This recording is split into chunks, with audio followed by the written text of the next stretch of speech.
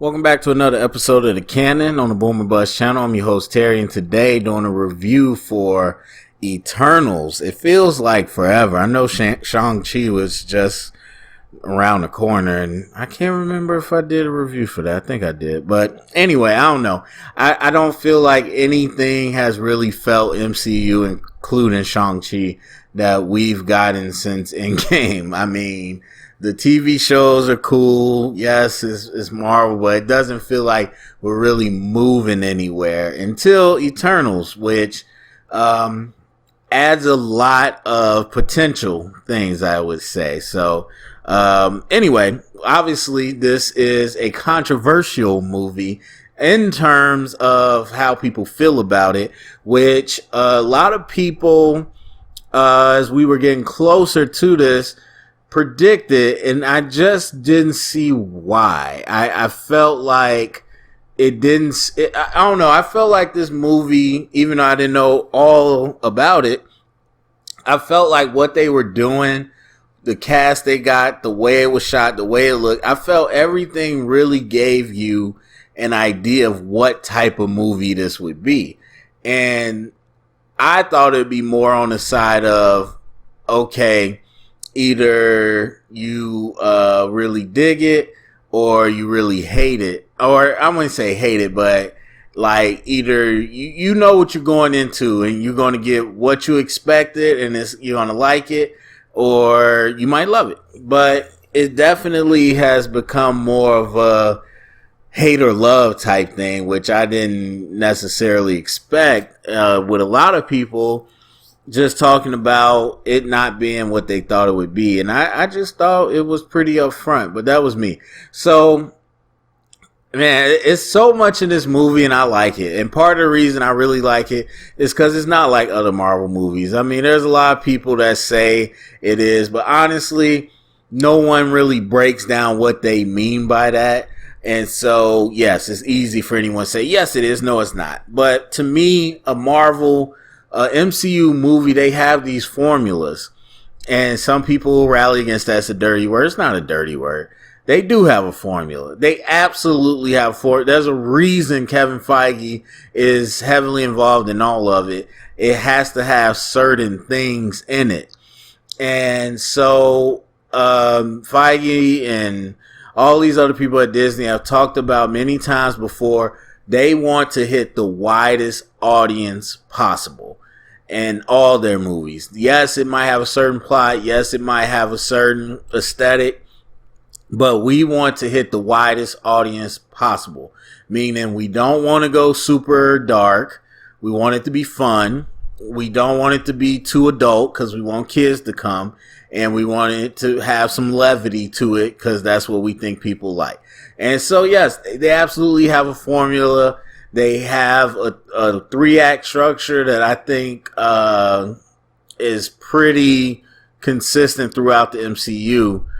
Maybe outside of Endgame, which was just a ridiculous fan service fest. But anyway, so this was different. This, I thought, really centered on some philosophical and ethical and moral questions, more so than any movie they've done, which is more of a thought piece. And it didn't really focus on the conflict of a physical opponent. While there are the deviants and a lot of people have been complaining about them, I think people misinterpret what the deviants are. And I'll start there because that is a big point of conversation. The deviants, yes, there's a physical opponent throughout the movie, but and it was funny because people kept saying this big CGI fest at the end. I'm thinking it's going to be a horde of deviants. There was one deviant left. He only fought one person. The conflict, the CGI fest, if you will, at the end was not a CGI fest. I mean, yes, it has CGI, of course, it's this movie, but it was not Infinity War, the Battle of Wakanda. It was not Endgame. It was not, any of these things with all the space dogs. It was simply the interpersonal conflict between this group, or the intergroup conflict, really. And so that played out to the point where you had ideologies warring against each other that became a physical conflict. Now, obviously, they use CGI, but I think that is way more compelling and different. At least you could admit objectively is different. Now, when we get to movies, it's mostly subjective.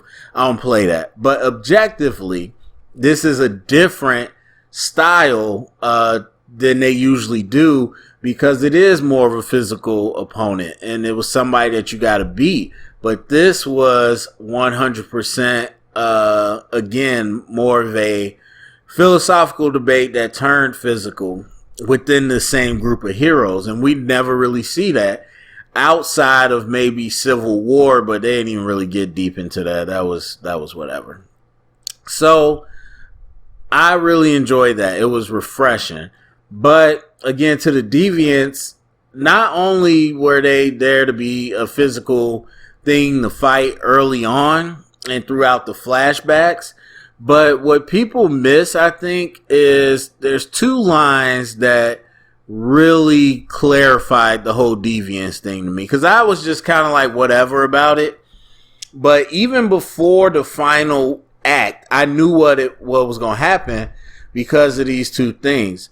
Number one, you had Druid, who at one point when they were trying to recruit him and telling him like the deviants have evolved and whatever, and I forgot what she said, I think it was Cersei, where they were saying if the deviants evolve, they would be, and he said they would be us.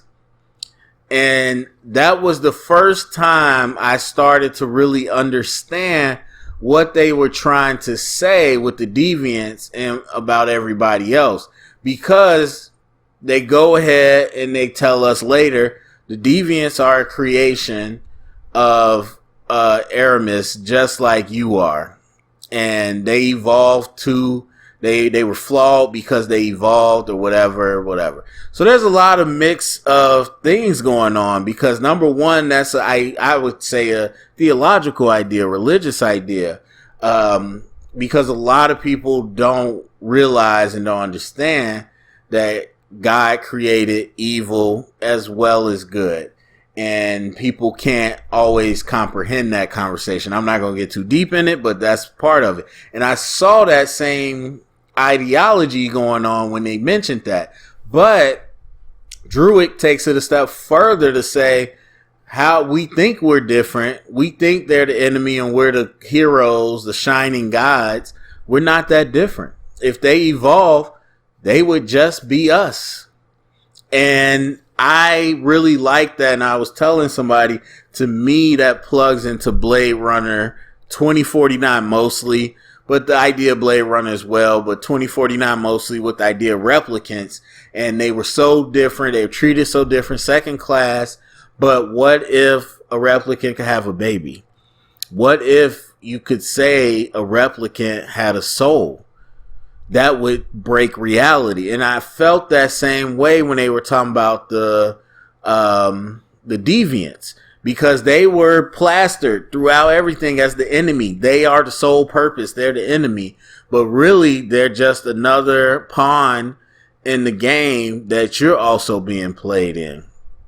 And then you had Krog, I believe, the evolved deviant, who eventually says, to us, y'all are murderers. To us, you just, years over years, just killed our people. And, like, y'all might think of yourself as the heroes, but to us, y'all just evil. And so, again, this idea of really attacking what is good, what is evil, what's the line, what's right, what's wrong, and really breaking down this facade of the Eternals, which I love because it's very, we all said it's very regal. It's very godly, the Eternals. Like, it built it up to be this big thing, and then you really see it's just a facade. Like, you are flawed, you are pretty much human, and you are at fault just as much as we are with certain things. And so you're being manipulated but you being so gassed up by your purpose that you don't realize what you're actually doing.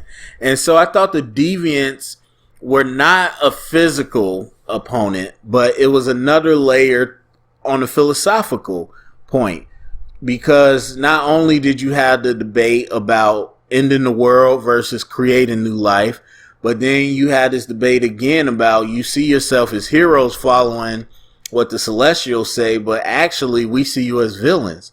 And actually what you were sworn to fight and what you believed in, they're not that different than you. And I think that was an added layer to this discussion. And so I know a lot of people had a big issue with the deviants, and again, it's like, oh, well, what is their motivation? They're supposed to just fight, or they didn't fight that much. Like, it doesn't have to be just I'm going to roll up and be a physical fight to you, which it was at some point. But for the most part, it wasn't, I don't think they wrote them there to just be this physical opponent. I think they wrote them there to be a mirror to the Eternals, to add a layer to the conversation. So there's that. But overall, I'm a sucker for ensemble movies, and obviously it's a big ensemble, but I liked the family dynamic. I like the idea that we're going to focus on the family dynamic. It's a very much a country bears, let's get the band back together feeling, where we left things a little different than when we were together. And so I like that. I do wish there could have been more. And I will say overall, this could have been a two-parter, because and part of it is streaming. I know there's people that don't believe that a movie can still do what it has to do. But I just really feel like we've been getting used to long form stories. Like, yes, TV's always been there, but it hasn't been on this level. That stuff has usually been HBO, obviously The Sopranos, The Wire, big time, shows like that wasn't accessible to everybody. Now with streaming, there's a lot of really rich content accessible to people, and I think our appetite has changed. So I do think, yes, you could have fleshed this movie out over 2 movies, 3 hours each. You could have made this its own series with, 15 episodes, because there's a lot of characters, there's a lot we can dive into. I feel like we fast forward so far. I almost wish it was kind of like Captain Marvel, where we kind of saw them maybe in the 80s or the 90s, or even further back than that. That's what, now at this point I kind of wish that's what it was, so that we could see them more as a team rather than them coming together, and for the most part for the last time, because a lot of them die. Like, I obviously you don't want the heroes to die, but it really hit me when people died, especially Ajax. Now, I didn't know it was going to be so many flashbacks, but even still, overall, Salma Hayek wasn't in it that much. And so it really hit me when people died, because I'm like, we haven't spent that much time with them. And so that part, if I had a criticism, I would have liked more of it. Not that it was bad, I just would like to see more. But it was interesting how they kind of mentioned everybody had their own different dynamics and all that. And I do think that served the purpose. I will say the main dynamic between Cersei and Icarus as the love interest, it was the one I was least interested in.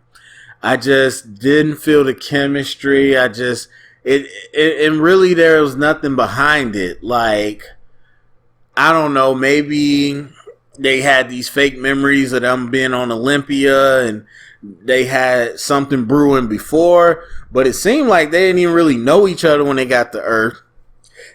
And then they already kind of had this little romantic thing. And then after that, I don't know, he just loved her for no reason. So I didn't really care about that as much. I thought everybody else's was interesting. Everybody else's was really interesting.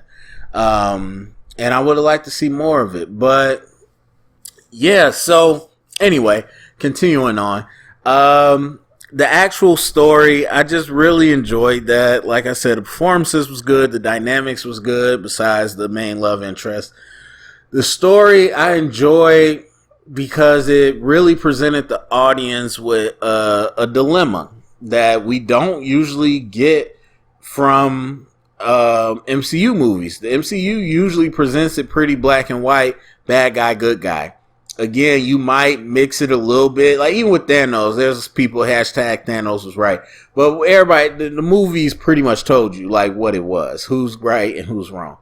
Even with Civil War, people might pull that up. I think it was very clear who was right. And so I don't know that we've ever had these ethical dilemmas where it really is a philosophical discussion, because there isn't a great answer, and I don't know that there's a right answer. And so when you present this idea of either we save everybody on the planet or we prevent these beings from creating more life, and you know, it's kind of the gamble. Like we know and we've seen what these humans can do and what people of Earth can do, to the point that Ajax felt it was even smart enough to go against the Celestial. I always forget how to pronounce his name. But we don't know what the new beings that they're going to create, the new planets they're going to create. We don't really know. But they say a lot. Like they talked about creating just everything, the air, the gravity, the sun, the warmth, like all these different things. So I don't know exactly, because it was a lot of info. I don't know exactly what a celestial does, but we know they help make life. And so you are preventing new life, but you are saving these lives. So it was a very interesting conversation. And I love that the whole 10 wasn't like, let's do it. It was very different. Obviously, Icarus became the main antagonist. And so I really enjoyed that they did that, because, and now we didn't again get enough time to fall in love with them as a group and a family, but we still knew the implications when they started picking sides, especially to the point where Icarus was just like, I'm gonna kill all y'all. And then even Sprite goes with them. Now I have a little beef with Sprite coming back. Oh, it's okay after that, but whatever. And so I just enjoyed that story that they added to it. But on top of that, which I think they did really well with the flashbacks and everything, is that they really threw out these questions that usually pertain around Superman and whatnot, and most of DC. But like this whole, I would say, I know I'm not using this right, but I would say the God complex, or this God situation, that to have immense power amongst these people who don't have power, and to feel like you might know better than them, or that you can do better than them, but you have to still restrain yourself, or you have to not intervene. And you really see it obviously through Druid, who is like, we could be saving them. We could stop all this turmoil. And not only the decision not to intervene, but the decision, not decision, but the work to understand how you see yourself. And they didn't get into this, but these people have lived for so long, 7,000 years. The people they've been with, they loved and seen them die and all that. And it's hard not to see yourself either as above them or detached from them. And then you throw on the extra layer of, again, being able to do things they can't do and to understand it at a bigger scope than they can and not interfere. That, I think, is a nice conversation within itself. And you see it because they started pointing it out later, but it was more subtle early on, that a lot of the things that came through the time, the stories, the myths, all that, they came from them. A lot of our world and society is built off them and things that they have done. That's based on them. And it's hard not to see yourself as a god, especially when you can be vulnerable. Now, that was one part they did not do a great job of explaining, like, what does that mean? Okay, they don't age. We get that. But can they get hit by a car and die? Like, how vulnerable are they? Like, sometimes they take damage. Sometimes they don't. It's just like, I'm not sure. Can only a Eternal kill another Eternal? Like, how does that go? But either way, I just think they really brought up some cool ideas of when not to interfere and like what it means to be above the humans or what it means to be a human. And you saw that each person struggled differently with that in their different ways. And so I really enjoyed that. Just overall, I mean, that's really what the movie came down to. It was this question of who are the Eternals, who they actually are, how they see themselves, given the mission, given their powers, given the situation, how they see themselves after they get the truth, and then also just what is their place in the world. Was it, you thought it was to protect them, now you realize it was to harvest them, to destroy them, so do you still protect them, and just what do you do? And I really liked all these questions, and I thought it made for a really rich movie. And yeah, I really liked all performances. I thought the cinematography, the production, all of it was really nice. It was really well done. I didn't have any big gripes with it. I really didn't. And then there's not much for me to say with the post-credit scenes because those are deep cuts that I don't know. But off what I've read and watched about who they are, it does seem possible that the Black Knight character, I forgot his name, Dane, maybe, could have the power to kill a Celestial. And so if that's the case, then obviously that fits in because Gemma Chan got taken. That's his love. And then it seems like Star Fox might know where they are and how to get to them. So it seems like the second one might be a journey off Earth and into the cosmos to go get the other Eternals back. Whether that's through other movies or that's through a second Eternals movie, I'm not sure. But yeah, overall, really enjoyed it. I'll probably have more thoughts later, but for right now, that's what I got. So if I had to grade it, I would give it an 85%. I give it an 85%. There are a lot of questions, and I'm not going to spend time because there's way more I could dig into, and I probably want to see it again. There are a lot of questions that I had that might be kind of plot holes, but I have to really watch it again. And so I definitely won't say it's perfect, but it was definitely gets points for being different and fresh and also executing that idea, in my opinion. So 85%. Which is a B, right on there. So go down in the comment section, let me know what you think, share it around, get the conversation started. Thumbs up, subscribe, and remember, if you heard it here, it's official canon.